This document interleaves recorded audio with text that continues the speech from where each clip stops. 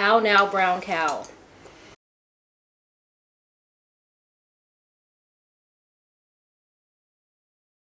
Hi, hello, welcome back to my channel. Today it is a sushi mukbang. Yes ma'am, yes ma'am. I've been craving sushi all my life.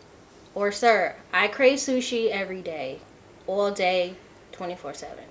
Y'all, okay, so we have 4 rolls. We have some dumplings and crab rangoon. Pork dumplings. This is a super crunchy roll. This, I believe, is Mexican. This is a Mexican roll. It's fried shrimp. This is a Mexican roll. This is a dynamite roll. And this is a spicy tuna roll. Now, that could be completely out of order. I don't know. But those are the rolls that we got. This is definitely spicy crunchy. Without further ado, let's dig in. Let me try these dumplings first. I think you might be getting lucky with these because I think they're very oniony. When I was moving them into the bowl, I smelled a lot of onions.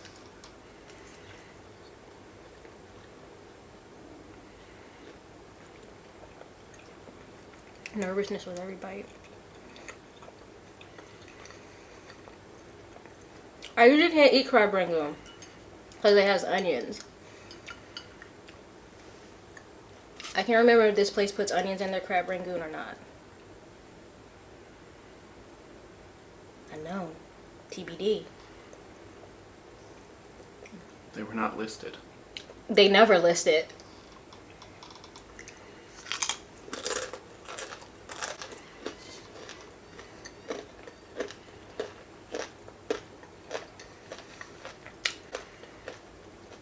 If they do, it's very faint.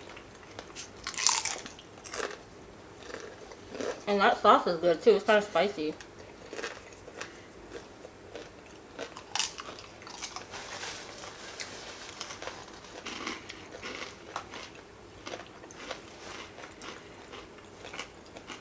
So how are you doing today? You alright? I was so hungry. I haven't eaten all day. And it's like 5 o'clock. Now, it's 6:30. Now, did I wake up at 1:30? Yes. That does not mean that I can't be hungry by 6:30. I haven't eaten anything all day.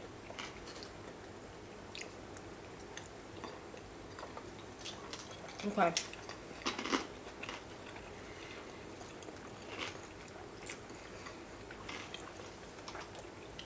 We got this sushi from a place called Ocean Blue. It's a bit of a drive, but it's worth it for the quality of the sushi. We have yet to find a sushi place that's close to us that has good sushi like this. It's like a 15-minute drive.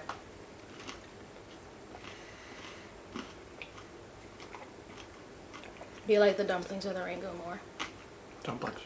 Really? I like the rangoon more. I'm very picky with crab rangoon. What don't you like about it? The breading to stuffing ratio. The crunchiness. Yeah. I like it. This is a super crunchy roll. I like cheap crab rangoon. Like the cheap places. Yeah. Like China the China one. one. Yeah. Those, they always have my favorite crab rangoon. I'd rather get it from this place. I like the triangles or the football shape.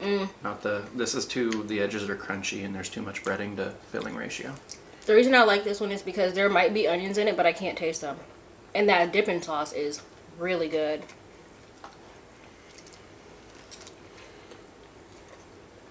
I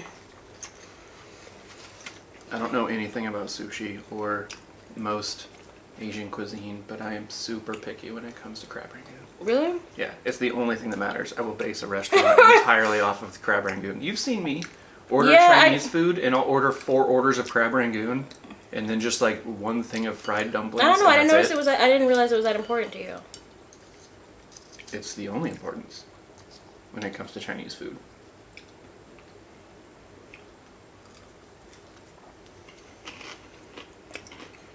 Well, I like this crab rangoon. I like it. It's just not my favorite. It's my favorite.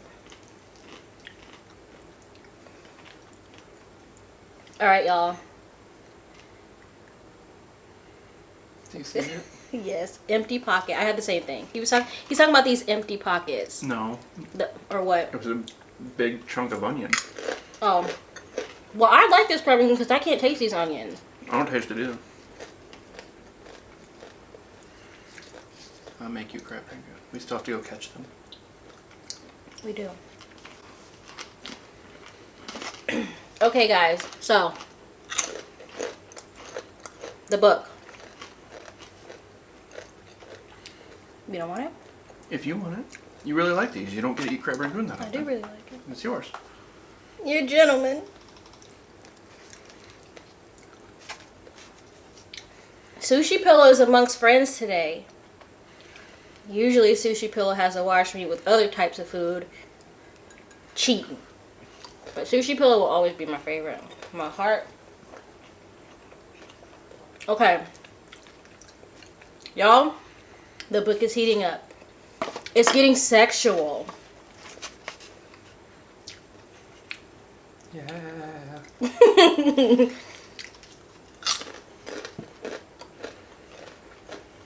I feel like, okay, so I know in the past mukbangs I've said, oh, this person cheated with that person, and then I switched around and I was like, no, he cheated with her.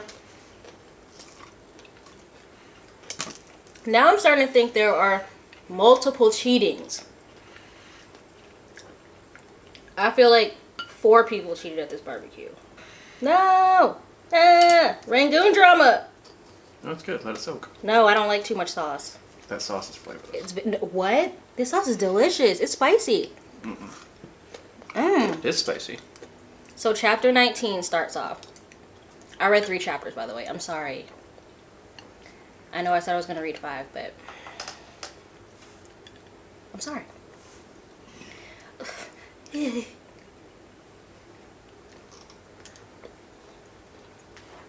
We are back at the day that Tiffany and Oliver found Harry dead in his house. Harry's a neighbor. Tiffany's a sexy other neighbor. Oliver is the other neighbor across the street. They found his body dead at the bottom of the stairs. They hadn't heard from him for weeks, so they went to check on him, and that bitch was dead. Old grumpy man. Nobody seems to care. Tiffany and Vid are in bed, and they're talking about it. She's feeling guilty because just finding a dead body, and it's your neighbor. They feel like they should. She feels like they should have known sooner, but at the same time, she's like, "But he wasn't our friend." And Vid was like, "Yeah, he wasn't our friend. We wouldn't know if our neighbor died. It's not that kind of neighborhood." So yeah, Vid was like, "Yeah, we're not that friendly." He's friendly with everybody. He's one of those people that just likes to run their mouth and talk to everybody. Remember, I don't like these end pieces, so please. So he's like, yeah, I'm friendly to baristas, gas station attendants, cellists. That's shade. It's random shade because, remember, Clementine is a cellist. He has a crush on Clementine, and it is super apparent. He didn't say that out loud, but he was like thinking this in his head. Like, yeah, he's not our friend. I'm friendly with everybody, especially cellists. Okay.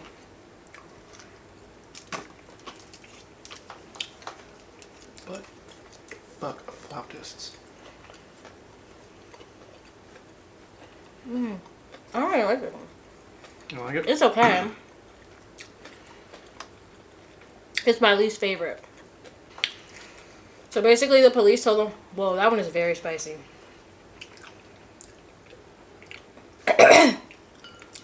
Whew. Whew. The police told her that they feel like he died instantly. He probably had like a heart attack or a stroke or something and fell down the stairs, and that's how they think he died. She doesn't believe them. They're getting the official autopsy so they can actually figure out how he died. She thinks they were just saying that to calm her down. Because remember, she threw up. And she didn't even go in the house. She didn't even see the body. Oliver found the body.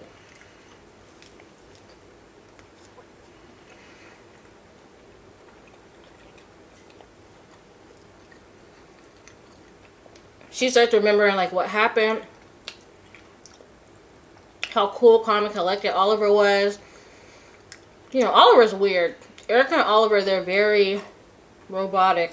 I don't think they have real emotions. I mean, his face was pale, but she basically, Tiffany was like, he patted my back. He made all the phone calls. He made sure I didn't see the body. And she was like, saying to Vid in bed, Oliver's a hero. And Vid was like, no, like, yeah, Oliver's a hero. He said, maybe we should invite them over. And she was like, yeah, we should have a barbecue. Being all sarcastic, Vid did not think that was funny. And he was like, that's a sick joke. Referring to whatever happened at the barbecue. And she was like, yeah, I'm sorry. It was a sick joke. I apologize.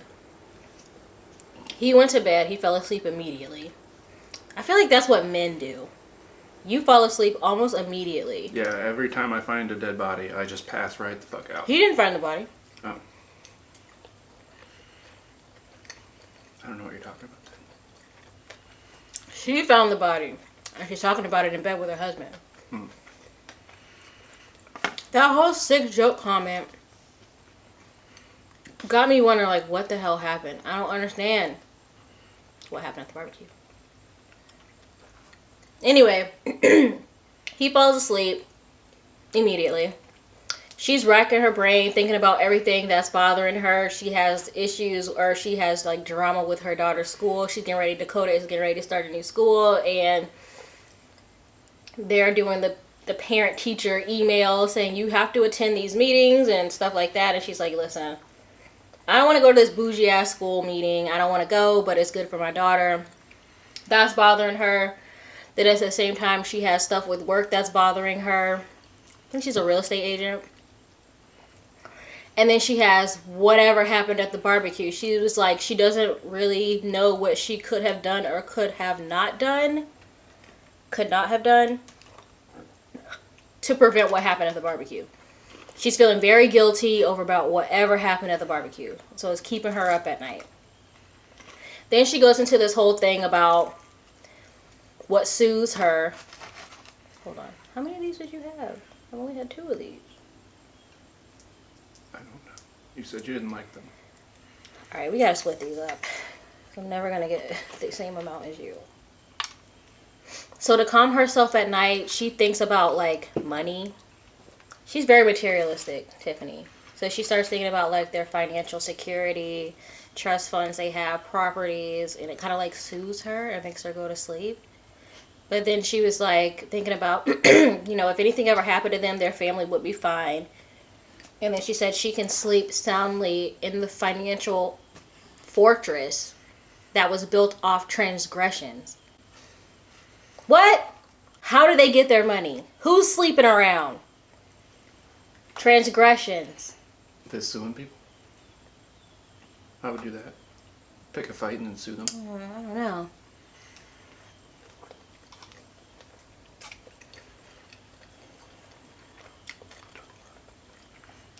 So she can't sleep.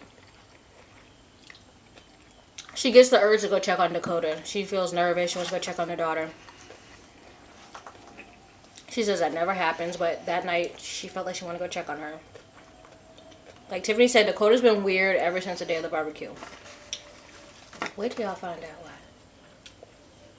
It's like thunder and lightning raining. She like creaks past, sneaks into Dakota's room to see her.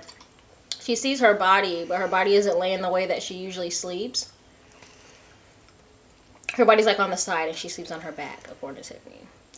So she like creeped around to her, but she couldn't see. It was so dark and the lightning and the rain. She couldn't really see or hear her breathing or anything. I thought, oh, she probably snuck out. Teen. Made a pillow body.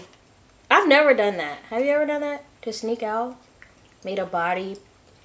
We just left. Yeah, we didn't really, well, we never were the type of kids to go out anyway, but we weren't like, we didn't have like curfews or anything like that.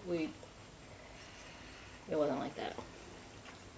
So she's going in to check on Dakota and she sees she's not breathing, but when she like looked around, it was her body. She was alive. And she was like looking dead back at her in the middle of the night. So Tiffany like jumped up. She was like, damn.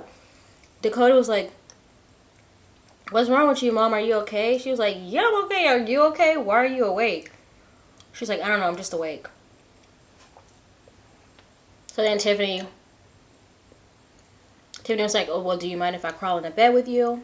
You know, so we can like relax together. She's like, yeah, okay. Tiffany gets in bed with her. And then Tiffany's like trying to figure out, you know, what's wrong. She's like, are you sad about what happened to Harry? She was like, no, I'm not sad. Nobody seems to be sad about Harry dying, y'all, except for Oliver. She's like, no, I'm not sad. She's like, okay, are you nervous about starting a new school? She's like, no.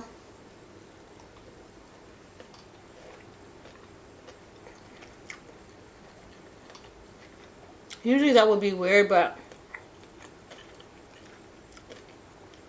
Tiffany was like, she trusted Dakota. She believed her. Like, this is not what's bothering her. So they're going on, and Tiffany starts to finally get sleepy. And she's like, well, do you mind if I stay here with you until you fall asleep? And Dakota was like, sure. And like within 5 minutes, Tiffany was asleep. She had like locked her leg around Dakota. Dakota like slipped around her leg like a spy. Maneuvered her way out without waking her up and went and sat on her window seat. And she was like thinking in her head random thoughts. Something is definitely going on with her, because she was like thinking in her head like, window seats. Why does my mom care so much about window seats? Fuck window seats. I don't give a shit about window seats. And then she said she finally realized, like, oh, I'm guessing that after the barbecue, that whatever is going on in your head, only you can hear it and other people can't hear it. So from that point on, she said she started cussing out people in her head. She cussed out the teacher at school and nobody heard her, so she got away with it. And she's like, her head is just this little place where she can escape. And then she was like, well, doesn't that mean everybody has that little place? Like, my parents too? Are my parents telling me that they love me, but at the same time they hate me and they hate what I did at the barbecue?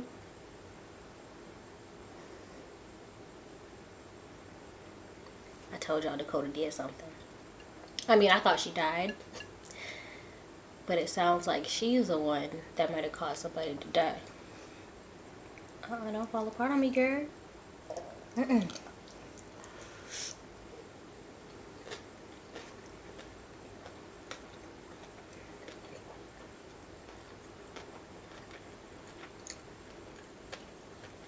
Y'all, this sushi is so good. As you can see, Mike fucked his up immediately and dipped out on me. I don't like when he be here anyway. He's staring at me in my face and I'm just trying to like talk to you and tell a story, but it's weird. I'd rather be solo dolo. The only reason he came in here was because of the sushi. Anyway. So now that got me thinking, like, you know, the barbecue happened. We got Dakota changing schools. Is she changing schools because of what happened at the barbecue? Because, y'all, she goes on to say, so she's sitting in the windowsill and it's raining. She's putting her head through the blinds, looking out of her window, and through her window is Harry's house. And she's like, I wonder if Harry's ghost is over there talking shit. Just like Harry would have done, complaining about any and everything. I wonder if his ghost is over there talking trash.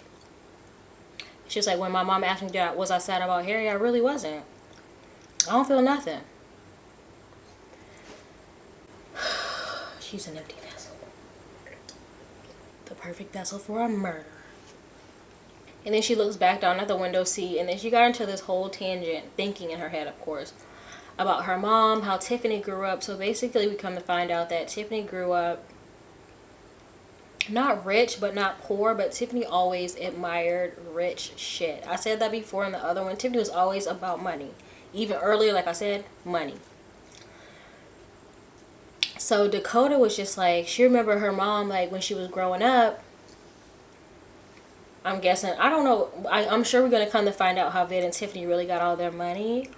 But Dakota pretty much recalls, you know, her mom thinking window seats were so important because one time Tiffany went over, when she was little, she went over to a little girl's house, a rich little girl in town, and they had these fancy window seats. And she just thought, like, that's class. Luxury, wealth, window seats. Yes. So Dakota said, you know, when they started designing the house that they're in now, her mom was like, she had everything planned out, marble counters, sprawling staircases, window seats. Her mom like had it drawn out down to the T, and she told the builders the more window seats the better. Window seats are cute. I've never lived in a house with a window seat. Maybe they are fancy. The hell if I know. So yeah, so Dakota was like, you know, she doesn't take it for granted, but I don't think it's important to her that they have money. It doesn't seem anything that's like important to her. It's very important to her mom. So she's like, yeah, I used to tell my aunts, Tiffany's sisters, like, yeah, mom said y'all grew up like poor. And her sister was like, bitch, we were not poor. And then they would pick on Tiffany, and she'd be like, oh, like, whatever. These people are Australian, so she said, like, whatever in an American accent. Trying to be like, whatever. Tiffany definitely sees having money as something very valuable. Money means a lot to her. Shit, money means a lot to me too. Shit. But listen, how much does it mean to her? And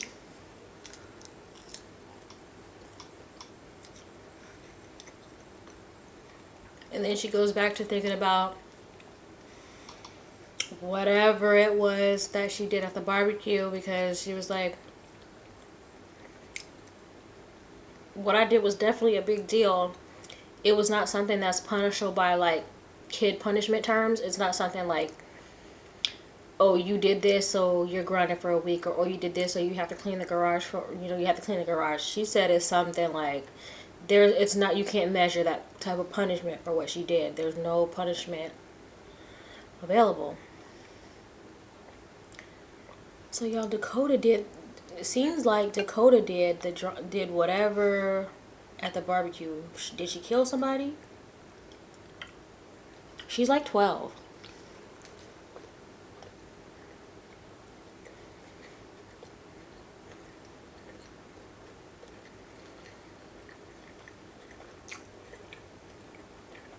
And she said she's excited to go to the new school because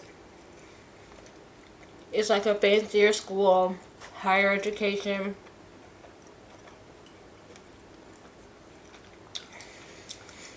She's like, well, maybe they can fill my head with facts and knowledge so that whatever happened that day at the barbecue can get knocked out of my head and I don't have to ever think about it ever again. I think she killed somebody. I think she killed somebody. So like I said, she was thinking, you know, she is thinking whatever it was that I did, my parents can't punish me. They love me too much to punish me the way that I deserve to be punished. So what she considers, she's like, oh, I'll punish myself. Trigger warning. Trigger warning. What I'm about to talk about in these next few minutes is about self-harm. So if that is triggering for you, please just skip ahead about 2 minutes. Trigger warning. So, you know, she said, well, oh, I'll punish myself. She was like, so I remember this book that my mom bought me. She said her mom buys her any book she asks for, by the way. Whatever she wants, her mom buys it. So the book that she got, a little kid couldn't have bought it. Had to be bought by an adult. But I don't think her mom knew what it was about based off just the title. Probably just bought her the book like, okay, this is an older adult type book, but okay, you can read it. You like, that's all she wants to do anyway is read. So here, read the damn book. But the book talked about cutting and self-harm, and Dakota recalled like, oh, I remember reading that book, and maybe that's what I should do to myself. Maybe I should cut myself to punish myself for what I did at the barbecue. So she said like one day she went into the bathroom with a razor she found, a little razor blade, and she tried to do it, but she does not like blood, and so she couldn't go through with it. So instead she like punched her thighs with her balled up fist as hard as she could, like over and over and over, like almost trying to break her leg or something, break her thigh. I don't know what a thigh bone is called, but y'all know. She said she was so bruised from that, but she didn't go on to say if that did the trick or not, but if you are thinking about hurting yourself or cutting yourself as a form of punishment or pleasure, please seek help, because you're not doing the right thing and you need real guidance and real therapy. So I will go ahead and say that cutting yourself, self-harming yourself is not going to solve anything. So seek help and get down to the real root of the problem and become a better person. The more you know. Moving on. So that's the end of that chapter. Chapter 20 is interesting. Chapter 20 is we're back past tense, back to the day of the barbecue. And last time in the last mukbang I told y'all that Erica and Oliver invited Clementine and Sam over before the barbecue to ask them an important question. So the important question was they wanted Clementine to be an egg donor. They've been trying IVF for 2 years, 11 rounds of IVF, and it's just not working. So they want Clementine to be an egg donor. And Clementine was like, bitch, no. Her face said no, but her mouth was like, I don't know, we'll see, like, I'll think about it. Before she could really talk more about it, they saw Dakota across the street coming over to get them for the barbecue. Vid was like, I see the cars there. What they doing? They be popping and skying. Bring them over here. The barbecue is here. I'm cooking all this meat. Come on. Dakota, go get them. So she went and got them. And so Tiffany's peeking through the window in the kitchen. She can see them coming over across the street. And she recalls Dakota being super friendly with the Ruby and I forget the other girl's little name. Ruby and something. Clementine and Sam's 2 little girls. And Tiffany was like, oh, look at Dakota. She'll be such a cute little sister. She's being so good with those little girls. And Vid was like, don't start with me. So then we get into this whole thing where Vid was like recalling when he and Tiffany got engaged. He told her, like, listen, I love you. I want to marry you, but I don't want any more kids. I already have 3 daughters. They're costing me an arm and a leg. I'm divorced. Like, my cup is running low. But he was like, we can compromise. We can have one kid together. And at the time, Tiffany said she really wasn't concerned about having kids or anything like that. She thought having kids would be okay. And she was like, sure, because the rock was so big, the money, the bling bling. She was like, okay, fine. We'll have 1 kid. That's cool with me. Like, whatever. And he was like, you can walk away right now. You can even keep the ring if that's not what you want. I will always love you. But just know that I'm only going to be able to have 1 kid with you. I don't want no more kids. So she was like, cool.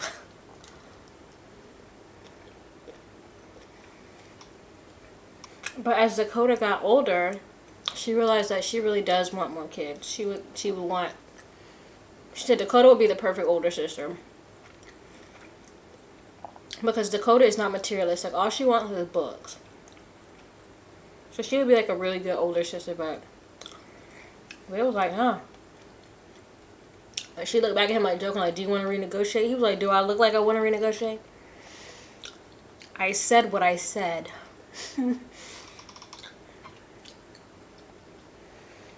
So anyway, she's peering out through the window again. She's looking at everybody, and she's looking at like the 4 adults like, what's wrong with y'all?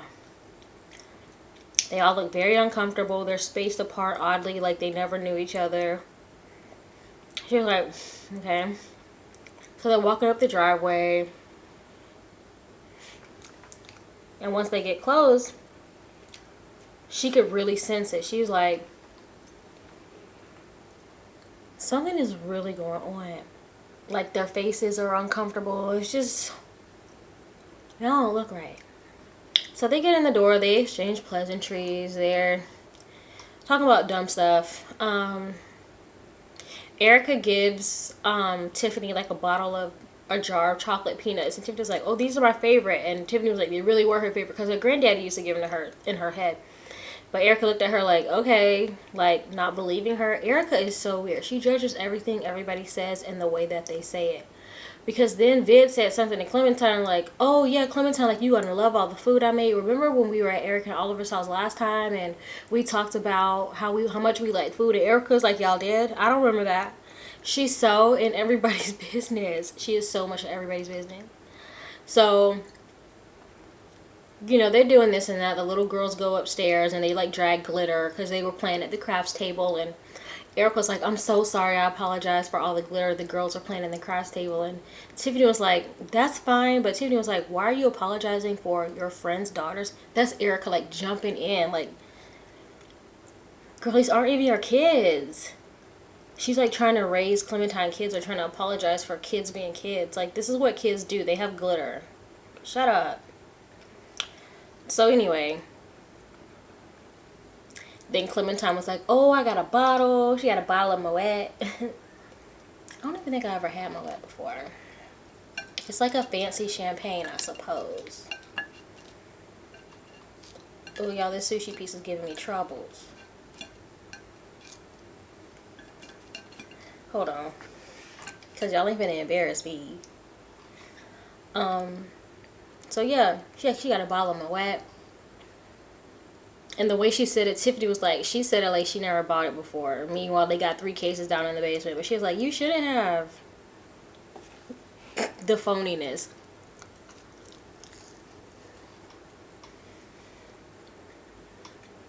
So, you know, Vid grabs a bottle. They're ready to turn up. He's like, oh, Clementine, you know, I love to hear you play. I hope you brought your cello. And she was like, yeah, I brought it right here. I keep it in my purse. A little compact cello. And first he was like, huh? But then he was like, oh, like you're joking. They so lame.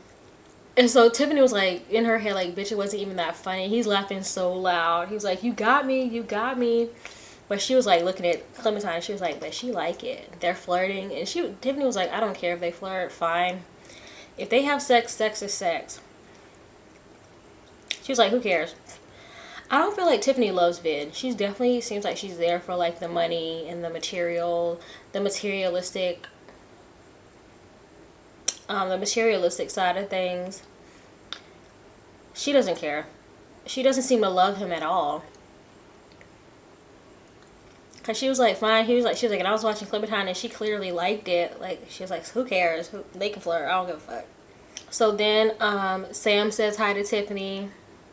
And remember, y'all, I've been saying in these past mukbangs that Sam and Tiffany definitely have some sort of flirtatious energy going on. He looked her up and down and gave her a kiss. And when Oliver came to say hi to Tiffany, he clearly is so...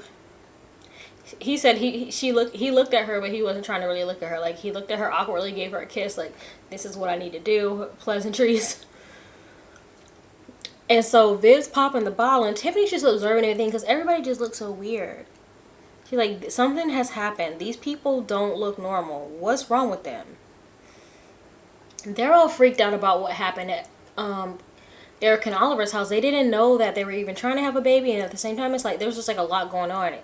Clementine and Sam look so relieved to be at Vid and Tiffany's house. They're just like, oh, bitch, let's have a drink. Thank y'all so much. Like, let's let loose. Eric and Oliver are so uptight. We just can't breathe over there. I can't breathe. So Tiffany was like, something is going on.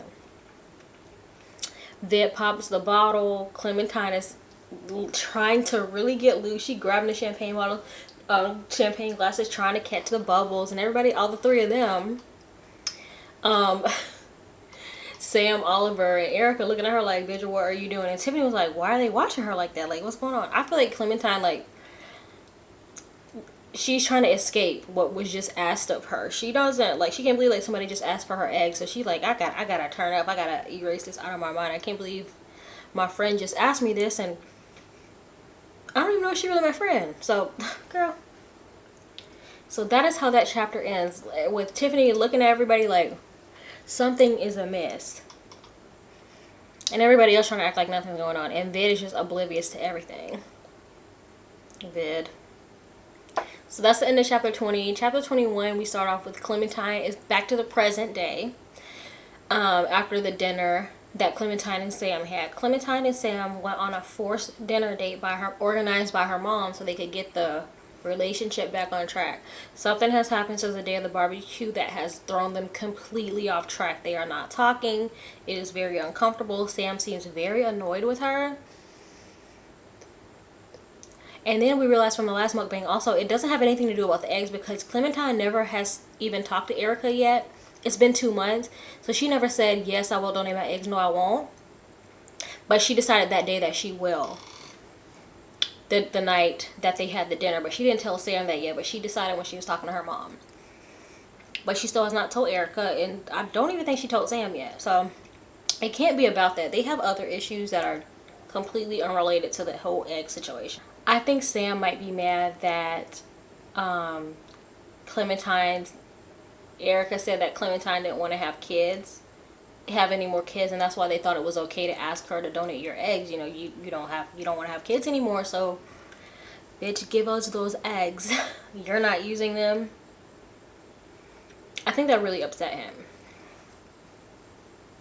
And now that we just found out what we found out in the last chapter, that Tiffany does want kids, Sam wants kids, it's a new motherfucking plot twist. Tiffany and Sam want kids, and they got this energy. Vid and Clementine don't want kids, and they have some sort of weird energy too.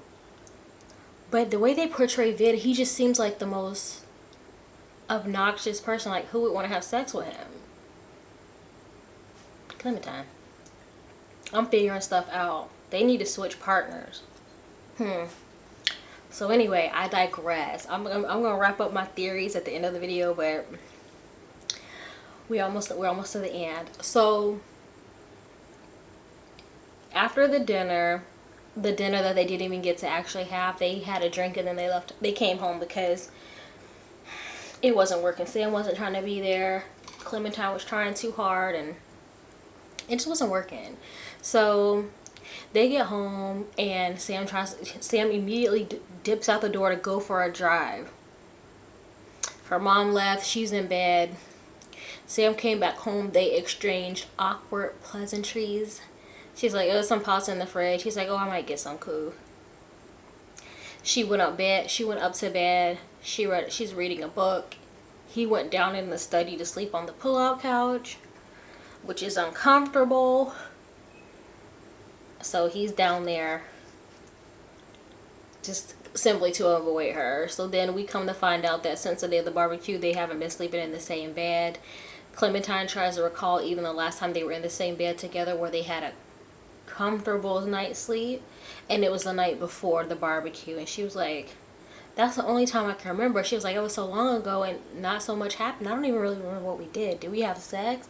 We definitely haven't had sex since the night of the barbecue. So that's over 2 months that they haven't had sex. He's been sleeping in another room, but he didn't sleep in the other room immediately. So this is what happened. Whatever happened went down at the barbecue, and they came back home and they tried to be normal, you know, go to bed together, but they started both having nightmares. Sam started grinding his teeth. Tiffany started having this, Tiffany. Ooh. Erica started having this reoccurring dream. Y'all, this dream is nasty, okay? So please bear with me. Clementine goes on to say, you know, I know my mom would be super excited if we had sex. She would be the weird kind of mom to call me the next day and be like, oh, did y'all get some sleep? Because y'all was up too late having sex.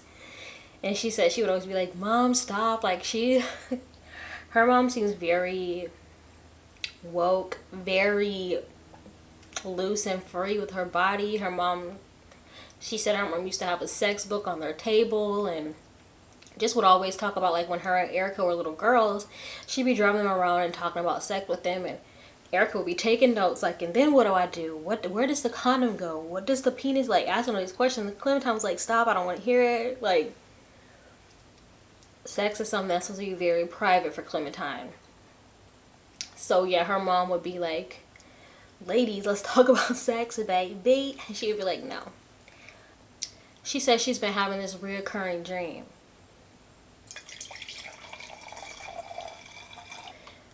She was having this dream that she was having sex in public, like at the opera house. Remember, she's a cellist, so she would remember having sex on the stage at the opera house with a man that was not Sam. And then she said she looked in the audience and her daughters were there watching her have sex with this man. And then she said at first they were watching her like they were just watching a TV show, like cartoons or whatever. But then they started getting sad and crying. And then she said, and then her parents came in, and Sam's parents, and they were yelling at her like, how could you do this? How could you do this? In the dream, she was just having sex. And she said that dream, she started having that dream a couple of days after the barbecue. And then she got this flashback back to the day of the barbecue, and she like remembers Tiffany's body and her white t-shirt, but then she could taste Vid's sweet desserts. This was not in the dream. This was outside of the dream. So it's like, you're tasting Vid's desserts. He says y'all both like food. The dream has something to do with how she's so private about sex, but yet in her dream she's having this public sex, and it's not with her husband. Who is it with? Is it Vid? So, they said, after whatever happened at the barbecue, they tried to sleep in the same bed, but they were both having nightmares. Sam was grinding his teeth. She started talking in her sleep. And she said when Sam would grind his teeth, it would jolt her up. And she would have feelings of anger and resentment towards him. And then he would hear her talking in her sleep, and he would be screaming at her like, shut up, shut up. He claims he wasn't screaming, but she said he was screaming. I don't know what these dreams mean, but clearly they can't sleep in the same bed. They can't sleep in the same bed together anymore. Whatever happened at this barbecue, there was definitely sex involved. For sure. I just don't know how that has to do with the little girl. Like, Dakota clearly did something. Maybe she caught somebody doing something, and then she tried to kill them. Or she did kill somebody. Alright, let me hurry up and wrap this up so we can talk about theories. So then she tries to knock all that out of her head. Like, whatever, let me try to go to sleep. Clementine does. And then she's like, you know what, I should probably schedule a meeting with Erica to go to lunch, something to let her know that I would like to donate my eggs for her. I would like her to have a baby. So she's thinking about that. She's like, okay, I'm going to call Erica because she needs to know that I do want to do this for her. And then she started thinking about the one and only time. Now remember, they've been friends since little. They've been like, I want to say elementary. And Clementine can only recall she went to Erica's house one time. And that one time, she said that Clementine's mom were driving them back to Erica's house to go get something. Erica forgot something. Open the door, Erica runs in. Clementine went to go run behind her to tell her something, or, whatever. You forgot this, or this is yours, or don't forget to get this. And she says she gets to the front door and she tries to open the door, and she could barely even open the door. And she like looks behind the door, and it's like boxes and boxes of trash. Not trash, well, trash, but cardboard boxes piled up to the ceiling. You couldn't even open the door, and she looked through the hallway, and all she could see was like pots and pans and hangers and coats and jewelry inside the pots and pans, and this smell of like rot and decay. And like, from the last mukbang, we found out that Erica's mom is a hoarder, and Clementine does that flashback, and she remembers like looking in that hallway and trying to get into the house and being like, what the fuck? And Erica came like, what are you doing? Get out of here. You're not supposed to be in here. Like, trying to get like, get out, get out, get out. And Clementine said she'll never forget that. She'll always remember that. And I'm telling y'all, that has a lot to do with why Erica is so anal and so clean, so robotic. She doesn't like any mess. She's super clean. And then Clementine reveals, Erica's mom is a nurse. And you would think somebody that works in a hospital, being around a lot of cleanliness and orderliness, wouldn't have a house like this. But actually, if you look up the studies, and they say it in this book, but it's also very true, a lot of people that work in the health industry, health service industry, a lot of them tend to have super messy houses because they're so busy caring for others that they don't take care of themselves. I don't have that experience because my sister is a nurse, and her house is spick and span, bruh. Yeah, Clementine basically said something to the effect that, I'm going to do this for her so it'll balance out the scales. Which was confusing to me because it seems like growing up, Clementine was always the one giving. Erica was always at her house. Erica's glomming onto her mom. Erica's always in her business. Erica's always wondering about what she's doing. So it's like, what do you need to do to balance out the scales by giving her your eggs? What did you do to her to be like trying to get even and being like, this is it? Y'all, so that is the end of that chapter. Chapter 21. All right, let's break it down. Number one, Dakota did something at the barbecue. She did something that she feels guilty about, that she feels like she needs to punish herself. She started cussing inside her head. She seemed to be this very organized, very nerdy little girl, and ever since the barbecue, something is off with her. Her mom can tell it. Number two, how did Tiffany and Vid get together?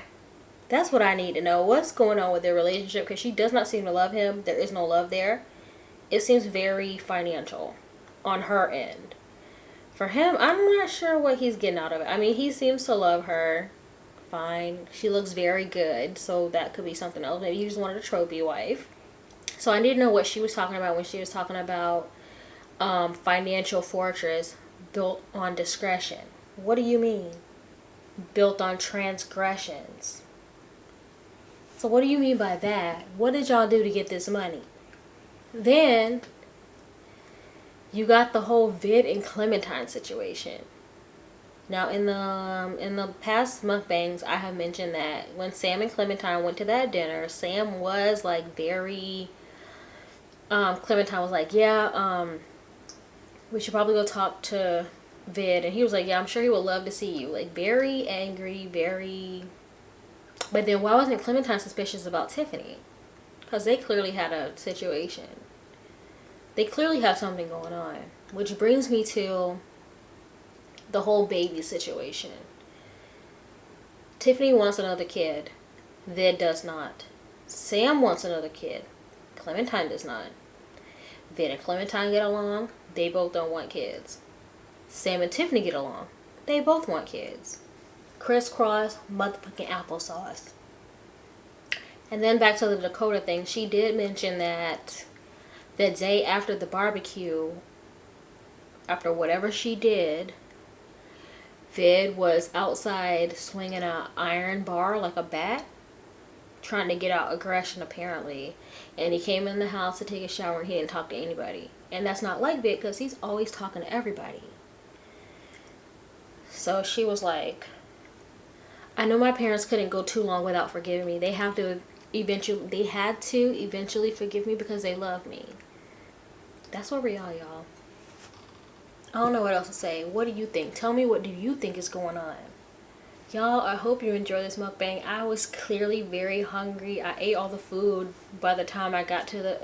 I'm sorry. I couldn't space it out. I was so hungry. And clearly Mike was too. We got to get to the point to where we have to separate our food. Because low-key, I feel like he ate more than me and I didn't even get that much. And that's just true tea. He knew I was too preoccupied trying to talk and stuff. And he could sneak away a few extra rolls. I'm trying to look for the book. The book is Truly Madly Guilty. It is a pretty large book. There are like 80 some chapters. Yeah, there's 89 chapters. So we have a lot to get through. I'm going to try my best to read as many chapters as I can. I really haven't had the time lately. It's been a lot going on, y'all. But we're going to get through them. I have to know what's going on. Every time I read, it's getting more and more juicy. So I can't just stop now. We will get there. Be here with me. Let me know what you think. Let me know what you think of the book. Like, comment, and subscribe. And I will see you in the next video. Bye.